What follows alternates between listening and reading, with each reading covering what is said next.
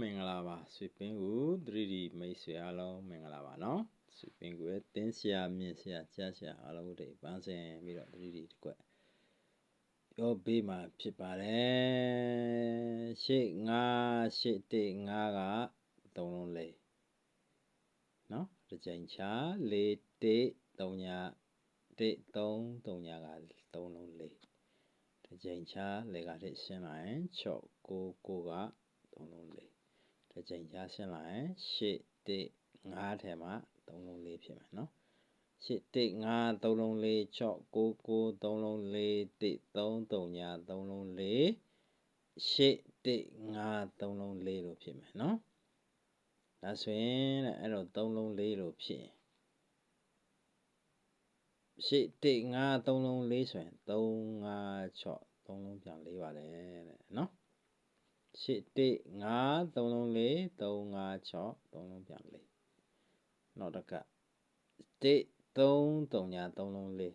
1 3 3ည3လုံးလေးဆိုရင်1 3ည3က3လုံးလေးဖြစ်ပါတယ်နော်ဒါဆိုရင်6 9 9 3လုံးလေးဆိုရင်6 9 9 3လုံးလေးလို့ပြန်လုပ်ရတယ်နော်ဒါဆိုရင်8 1 5လို့3လုံးလေးလို့လောက်ရင်1 5ဆိုရင်8ထဲမှာ3လုံးလေးဖြစ်မယ်နော်ဒီကောင်က8 1 5က4 1 5 8က4ဆိုရင်58တွဲလို့ဖြစ်ပါတယ်နော်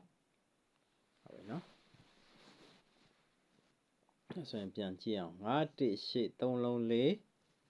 1 3 3ညာ3လုံး4 6 9 9 3လုံး4 8 1 5က3လုံး4တဲ့နော်8 1 5က3လုံး4ဆိုရင်3 5 6က3လုံး4 1 3ညာ3က3လုံး4နော်3 5 6က3လုံး4 1 3ညာ3က3လုံး4 6 9 9က3လုံး4 1 5 8ထဲမှာ1 5 8ထဲမှာ3လုံး4လို့ဖြစ်မယ်နော်58တွဲကိုတဲ့ဘရိတ်3နဲ့နောက်ပိတ်4နဲ့ခွန်နော်ခွန်6 3ညာဘရိတ်3နဲ့နောက်ပိတ်4နဲ့ဆိုခွန်ဘရိတ်30နဲ့နောက်ပိတ်ခွန်နဲ့ဆိုရင်ခွန်ဘရိတ်ခွန်နဲ့နောက်ပိတ်3ညာနဲ့ဆိုရင်ခွန်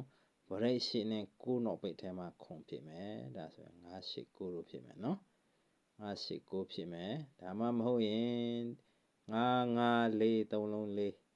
4 4ခွန်3လုံး5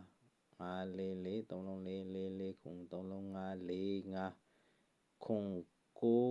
3ည3လုံး6ခွန်9 3ည3လုံး6ဆိုရင်4 5 6ဆိုရင်8 3 6ထဲမှာ3လုံးခွန်ဖြစ်မယ်နော်5 8 6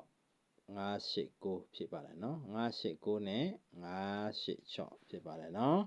ချစ်ပင်ကူ 3D မိတ်ဆွေအားလုံးကောင်းကြပါစေနော်